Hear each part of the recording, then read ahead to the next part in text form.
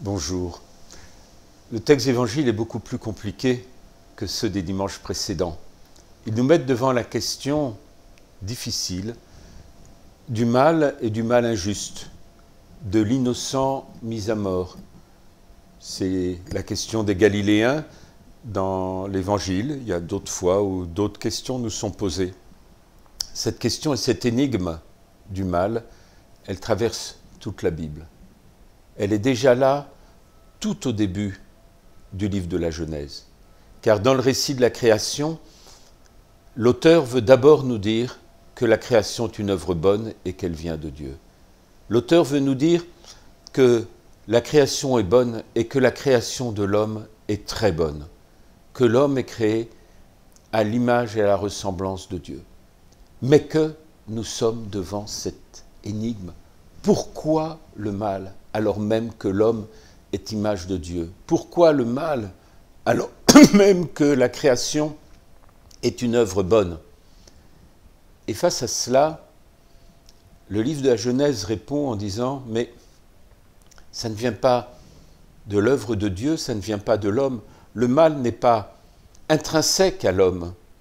Ça vient d'autres éléments de la création qui auraient désobéi à Dieu. » C'est l'histoire de ce serpent, évidemment, dans tout ce récit, qui est un récit imagé, pour dire « Le mal ne prend sa source ni en l'homme, ni en Dieu.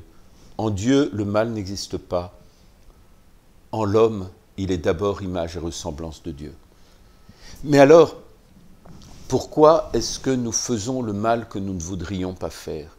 Pourquoi il y a le mal qui vient nous attaquer alors même que nous sommes innocents?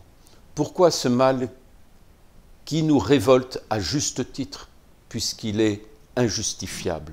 Et le mal ne sera jamais justifié, puisqu'il ne vient pas de Dieu et qu'il est une œuvre destructrice de l'homme et de la création. Nous sommes devant ce pourquoi. Alors il nous faut répondre, pas seulement en disant « ça vient d'un autre élément de la création qui a désobéi à Dieu et qui vient nous séduire ». Il faut aussi assumer le fait que nous avons à nous convertir. Convertissez-vous et croyez à l'Évangile. Qu'il faut que notre cœur accepte de vivre un renversement qui est de se croire aimé.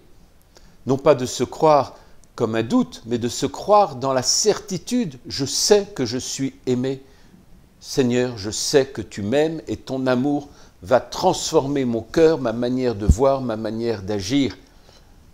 Mais c'est aussi, et c'est la suite du texte d'évangile avec l'histoire du figuier qui nous le dit, c'est aussi ne jamais désespérer de l'autre.